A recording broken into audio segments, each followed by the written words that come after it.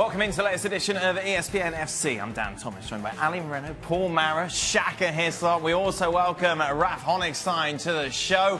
7 days to go until the World Cup, but we start with a story which may see you once again bang your head against the wall because, according to the front page of Record, the big Portuguese sports newspaper, ready for this, everyone? Cristiano Ronaldo wants to leave Real Madrid. Now, there may be a sense of deja vu because you take it back to last year. The front page of Bola, another Portuguese newspaper, said, oh, look, Ronaldo wants to leave Spain. We have certainly been here before, Rafa Honigstein. However, this time, is there a sense that maybe, just maybe, there is something in this story? Look, I think what is real is that Ronaldo is not happy. Ronaldo, I think, doesn't feel valued. You know, you can laugh about this, you can think it's a bit childish, but I think there's a genuine sense of him being slightly frustrated with the lack of commitment that he feels Real Madrid have shown him, both when it comes to signing a new contract or offering a new contract, and of course his remuneration, which is significantly lower than some of the biggest paid players elsewhere, namely at Barcelona and PSG. So I think that is the bottom line here. And of course there's a tax issue as well. So Ronaldo's not happy. What do Real Madrid do about this? I think the reason why the story doesn't go away is because Real Madrid so far have just said, we'll ride this out. We don't see any reason to offer more money. We don't see any reason to extend the contract till all the way into his mid-30s. And we keep hearing the story, especially coming from Ronaldo's camp, that he's unhappy, but Real Madrid are playing hardball. And I think they've got the better cards in their hand at the moment. Take a look at it, and Neymar and Messi, since Ronaldo put pen to paper on a new contract at Real Madrid, have increased their salary. And Ronaldo's looking at that and thinking, well, certainly I deserve a raise as well. Would you give him one if you're Real Madrid? No, I wouldn't. I have to make this decision based upon what I think Ronaldo's going to be. Not now, but going to be 2 years from now, 3 years from now. Am I hanging on to Cristiano Ronaldo and thinking that he's going to be that productive? I just don't see it from a Real Madrid perspective. The contract is in place. So you have, if you're Real Madrid, as Rafa was alluding to, you have the cards in hand where you say, look, this is where you are. This is where we are. We're not going anywhere. And to be honest, we don't think that you're going anywhere either. Because after you have threatened to do this time and time again, at some point Real Madrid sit back and say, we don't believe you. We don't believe you. If you want to leave, all right, sort it out. Let's see if you can figure it out. Otherwise, we'll see you next preseason, and we'll see you with Real Madrid next year. Is this the boy who cried wolf? Yeah, without question. And to Ali's point, I think Real Madrid hold the cards here. Cristiano Ronaldo is sitting on a contract, a rather large one. If he wants to leave, I'm not sure how many clubs there are in the world who pay what Real Madrid want in terms of a transfer fee and can probably demand, and then match Ronaldo's wages or gives him what he's looking for. So if you're Florentino Perez, at this point, you're calling his bluff. I think the lads have said it all. I think that Perez has called Ronaldo's bluff. I think he's the hot air that's come out of Ronaldo, and Perez is sticking his ground. Says, just as the boy said, you're under contract, mate.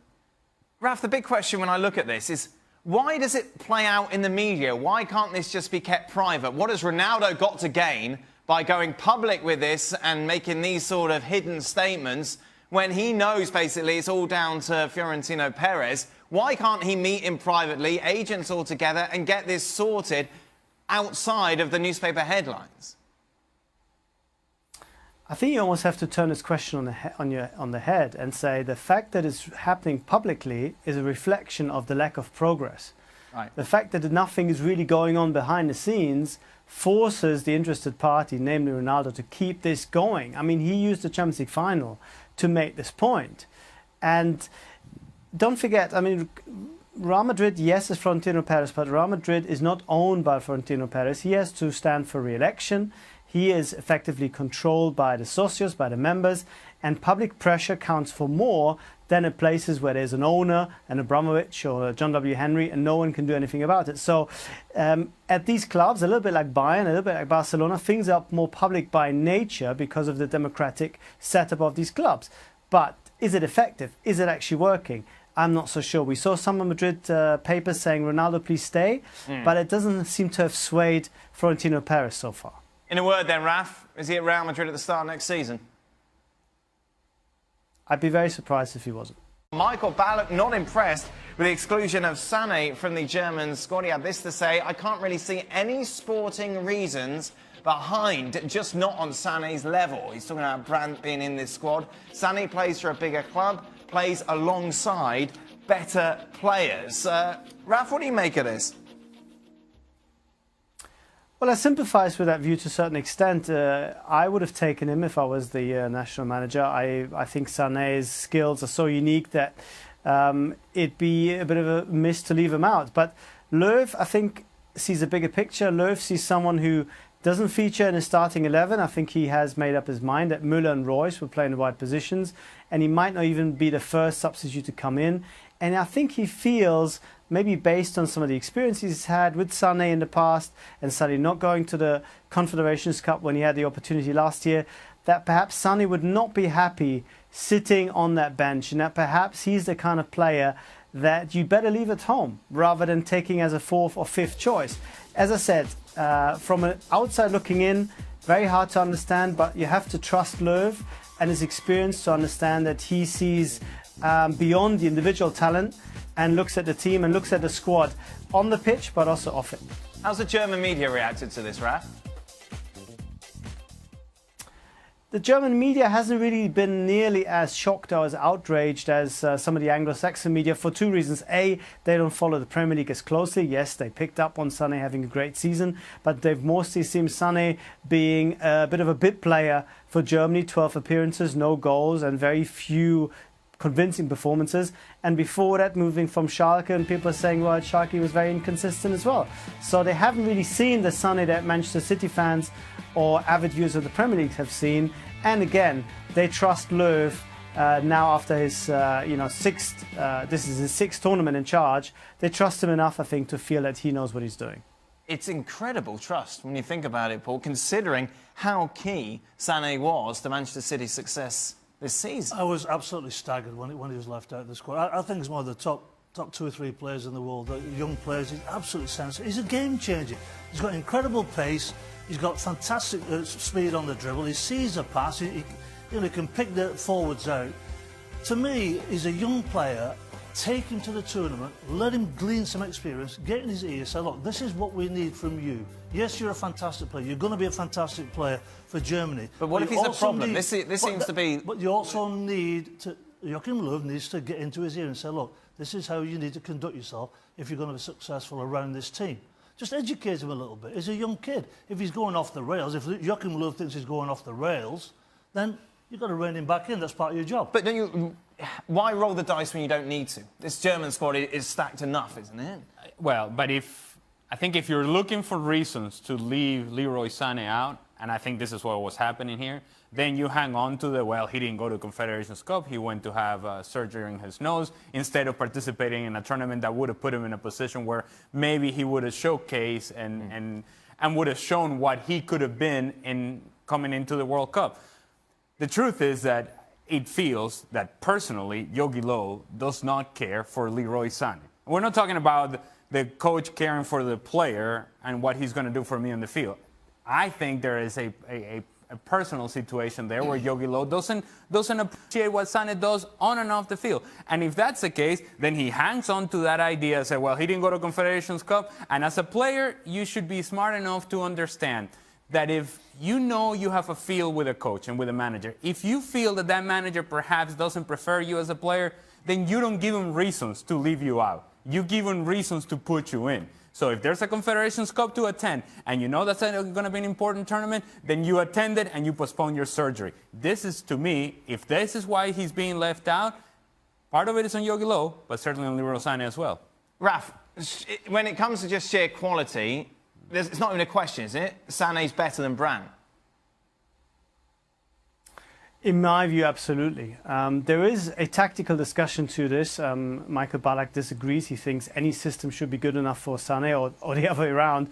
And I kind of share his view. But there is a view that with Germany playing quite a slow game, a controlled game, Sané almost gets too much of the ball in this team and then gets a little bit lost. At Manchester City, they found a way of bringing him into the final third with pace, with space as well. Whereas with Germany, they mostly build on the left with Toni Kroos. And for whatever reason, as Joachim Löw was quite candid, said it hasn't really quite clicked for him. And I think the sense is that Löw doesn't want to change the system enough to accommodate Sané, and maybe Sané is not quite able to change his game to accommodate Löw's system. And in any case, he feels it's a headache that he doesn't need.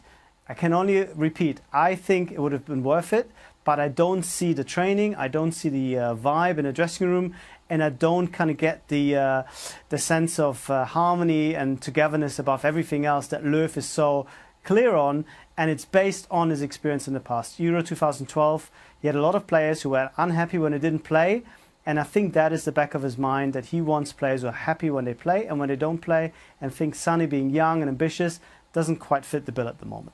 Let's just remind you, shall we, of Germany's group. They're big favourites to advance. They're drawn with Mexico, Sweden and South Korea. It's time then for Mariners Match Predictor. As always, let's start with the group stages. Top two going through. No real surprises here. Denmark over Peru, you got in Group C, Paul. No surprises. Argentina, Croatia advancing in Group D. Let's take it to Group E, shall we? Brazil, Serbia, Mexico, you got going through ahead of Sweden. That's what I'm not quite sure about. But England, Belgium, Colombia, Poland, Senegal, who Xhaka's got winning the whole thing, I believe. Exactly. Not making it through the group stage according to yourselves. All right then.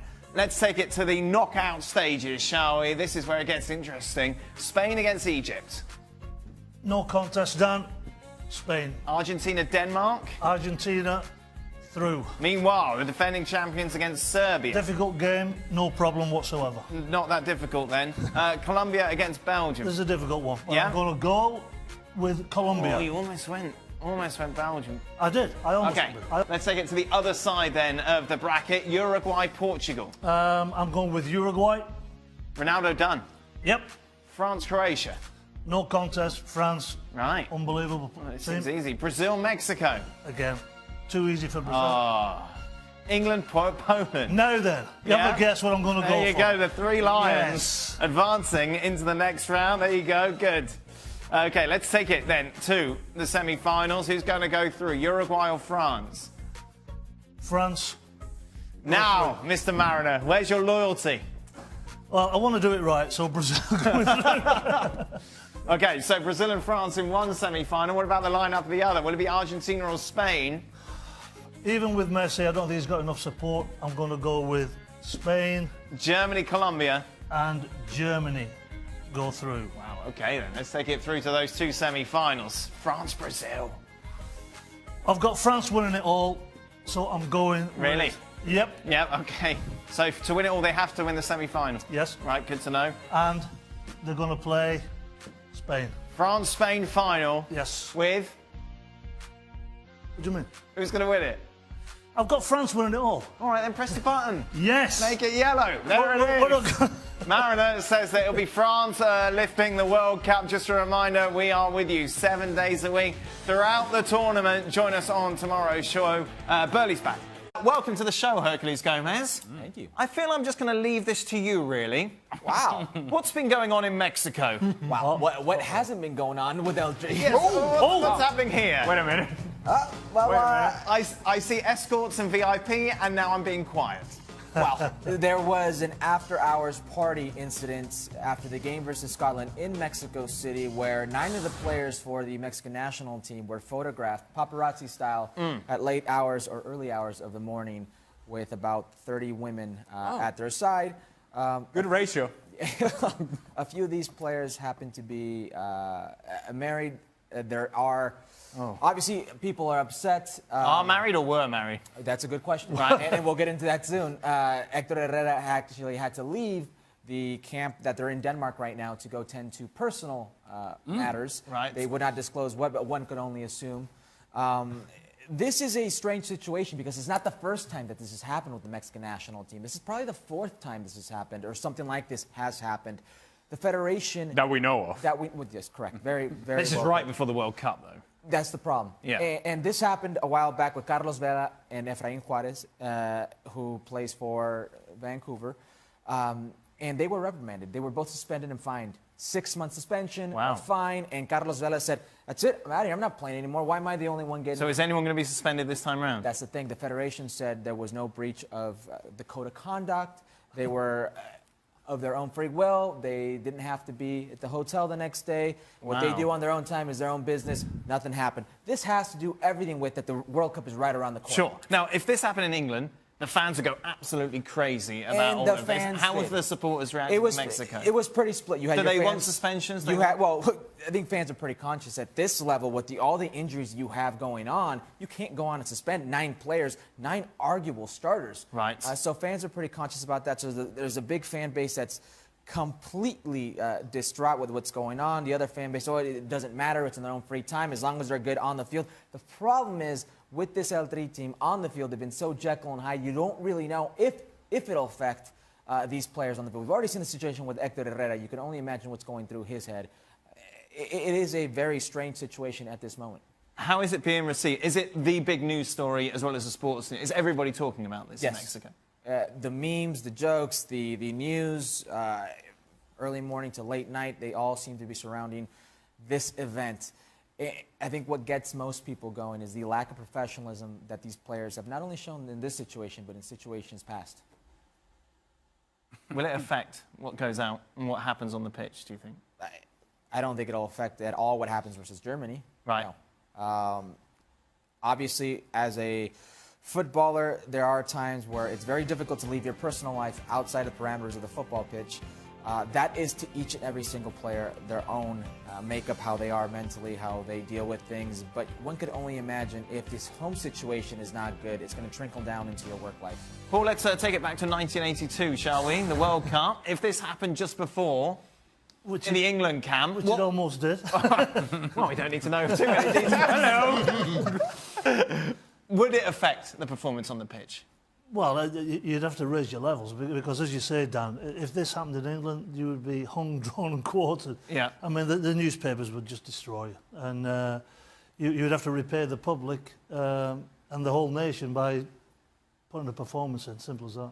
Trinidad and Tobago, 2006? Well, that kind of thing would never happen. I'm going to say that right now. But should it happen to some other team, I don't think these things affect performances. And oftentimes, when you have incidents like this, your best escape is on the football field. Right. The best way to get away. And as soon as they step off that pitch, then all of a sudden you have to deal with the fans and you have to deal with the families and you have to deal with the fallout. Yep. So in terms of performances, I don't see that as an issue. Did Venezuela ever made it to a World Cup, Ali? Well, hey, I see what you did. No, we know why. No, we know why they haven't. That's not the reason. There are other reasons. That's not the reason. I would say that it may affect the performance on the field if there is more to the story than what we know. If it was only 9 players that were at this party, then so be it. But if there were more players in that party and those players were not photographed and were not mentioned as being part of this, then the 9 players are going to be like, wait a minute. And Alejandro, that's absolutely the case. Right now, there are strong rumors going around that there were more than those actual 9 players who were photographed and that the paparazzi only decided to release certain pictures. Now, these are all rumors. But like you said, these are things that within a team environment can affect the group. Well, yeah, because otherwise, okay, you would think, okay, maybe the team comes together because of this. But if coming together means that there are some guys that were somehow left out of these 9 players that were photographed, now we're no longer together. There are people over here protecting themselves, and there are people over there that are taking the blame. That separates a group. Of course, former England international, scored in a World Cup, Paul Mariner. You're poo-pooing their performance throughout. Well, the manager's made 10 changes. So he's given people a chance to show what they can do. For me, there's only one player that really shone today. That was Rashford. There was 1 or 2 players later on when all the changes came in, did okay. But for me... But they dominated. They kept a clean sheet. It was look, are you trying to tell me that that was a real competition, that Costa Rica side? I mean, they were dreadful today, Costa Rica. They didn't offer anything. I just feel that if I was one of those 10 changes, I want to be giving it my absolute all. And I didn't think they gave it their all. It's as simple as that. As I say, Rashford was the only one for me that is knocking on Southgate's door. So they beat a Costa Rica side that Xhaka's got going through to the semi-final. Well, very well done. That's what I think of Xhaka's selection. I've got about 12 teams in the semi-finals at this count. You've got them getting out of the group with Brazil and Switzerland. This is a good result for England, isn't it? It is. Is this just negativity from the Yes, it Old is. English. And we've spent more than enough time with Paul to understand that he doesn't see the brighter side of many England performances. But this is a good... You're saying that is a good performance? I'm saying it was a good performance and a good result. Who played well? But unsurprising. Who played well? Rashford played well. Right, I said that. I think there were a number of decent performances. But here's my thing with England. At this stage, going into major tournaments, this is exactly what you get from England. Tournament in, tournament out. It's when the bright lights go on, when all the marbles are on the table, that I think England come unstuck. You okay, Paul? No, I'm not. I'm not okay. Because, look, in any tournament, especially the World Cup, you need some depth. You need to know what your system is. It looks as though he wants to play 3-5-2, right? That's what it looks like, with Kane high and Sterling underneath him. Something along those lines. So knock on the coach's door, say, look, this is what I can do, boss. Get me in. I'm available. I can prove to you that I am capable of playing in this World Cup. And they didn't do it for me. That's what concerns me, that players are not pushing, not smashing the door down to get into this side. Now, let's say that these players that you're talking about, they are pushing and smashing the door and making their cases. Does that change the reality of England in this tournament? I don't think it does. So you get out of the group, maybe get out of the round of 16, and then that's it. It's game, set, and match, and see you guys later. Thanks for coming. So I understand your larger point, but to be quite honest with you, I don't think it changes what England will be going into this World Cup. But Ali, what I'm hearing from everybody over in England, all the papers and so on, this is a young squad that's going, not so many caps.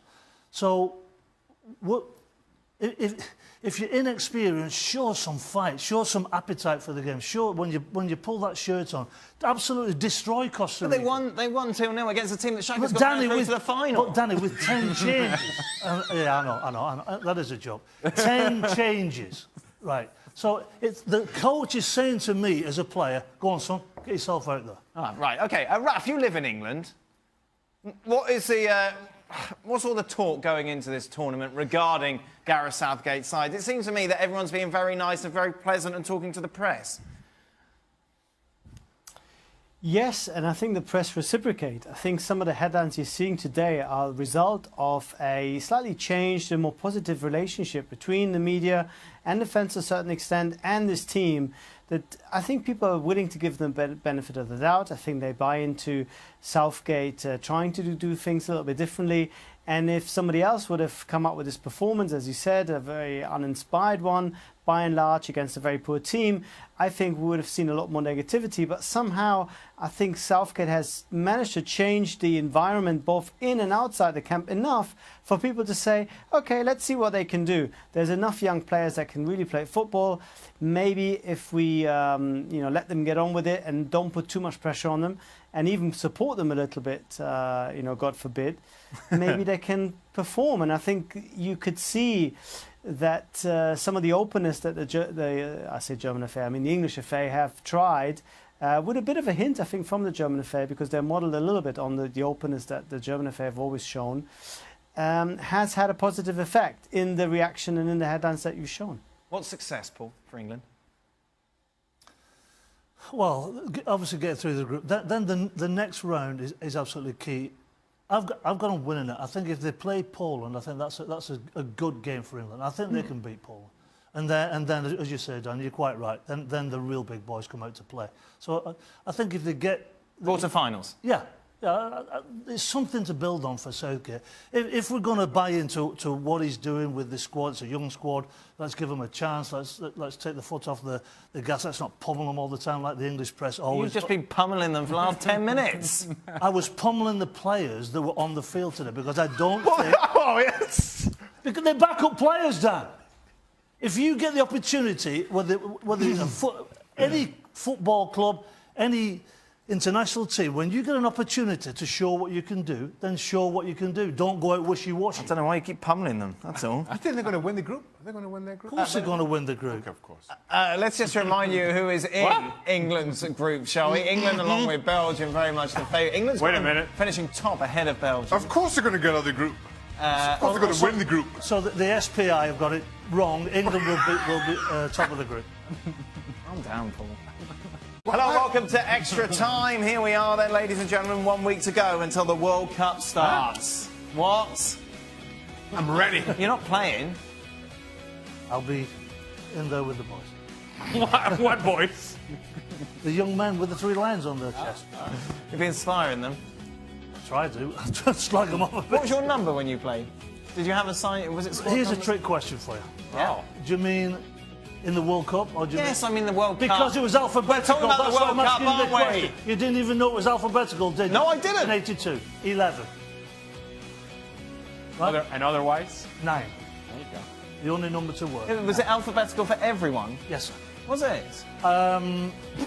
Yes, it was, but there's one player got... No, I meant every team. Yes. Yeah. Oh, wow. But Yeah. I think one I didn't player know that. got his own number. I guess it was Maradona or something like that. I didn't know that. There you are. I mean, I'm sure Zico wore number. Didn't he wear number 10 for Brazil? There was I think one person that had their own number. Are you sure you know what you're talking about? Maybe Brazil just had a lot of Z's players. They just picked a whole lot of Z's. What does that mean? Raf is here. Raf, do you think Bayern are going to make some moves this summer by selling older players and purchasing younger players? It's not so much older players, but there are players that are surplus to requirements and are very openly on the market. Juan Bernat wants to leave and Bayern want him to go. I think they were very happy to listen to offers for Arturo Vidal. But the really old guys, of course, are sticking around, and Robin and Ribéry. And there's still a chance, I think, that Thiago might leave. Despite his talent, despite his unbelievable ability, there is a sense, there's a view with the bosses at Bayern that he doesn't really show up enough in the big games. And if a big offer comes in for him, that they'd be quite willing to listen as well. What number were you, Shea? Thank you, Shaq. Why? In 2006, you were one. You were number 1 goalkeeper, were you? Whoa, whoa. So how long you were number 1? Oh, no, it's a fair question. Honestly, I mean, with friends like you. No, I'm just saying, you were 3rd choice, so why did you... Is that true, Shaq? You were his 3rd choice? It reminded me, Dad. I'm not doing it to stir. It's a... Well, it sounds like you are. That's for making me feel so bad. It's a tough week. What does Trinidad... Well, just because I was senior. I was an old man and I wouldn't have been one. Like, I'll take one. Oh, so you were age. You're alphabetical and your age. Yeah, pretty much. How old were you? No, hold on. Russell Latterby's older than me. Oh, here we go. Oh, here we go. So, ask him if he knows what he's talking about. That's what he always said to me. Well, no, that's because you're taking us down every team, but with some exceptions. Exactly. I was trying to educate you on the 82 World Cup alphabetical It squad. might have been specific to England, Paul. I think it was an England thing. It was not. Honestly. I think it was an England thing. What number were you in the Copa America? I'm guessing double figures. Well, 15 was always my number, so it was always double. Why was it 15? It was the first Because it's number always handed at the to team. me by our first coach at school in Venezuela when I was 7 years old. I was his furthest out goal. One scored from 15 yards, never any further. You could put a decimal point in between the 1 and 5. Well, you know. What is it with you today? What do you mean? Well, He's killing us. you don't respect the elderly, and then It made me cry. and then Will Guti be a good fit for Real Madrid? anybody's guess, to be quite honest with you, but the truth is, whoever it is, it feels like a caretaker. That is only going to be a short-term fix for... No. What do you mean, no? Doesn't feel good, does it? Well, it doesn't feel good to say Guti to Real Madrid as the manager, no. But it'd be a short-term fix. It won't be a long-term decision. Raf, is Guti going to be the next coach? Raf just wants to go to bed, look at him. I'm stuck in this studio, I'm sweating, it's hot. It is very hot in here. I mean, Guti is, I think, not the first choice. And I think that's obvious to everyone, including the players. So I think he'll struggle to have the same kind of authority that really was the hallmark of Zidane's reign. I mean, Zidane, I don't think, was a tactical genius, but he had the presence, the authority, the aura to keep these guys in check and let them do what they do. He provided an amazing platform.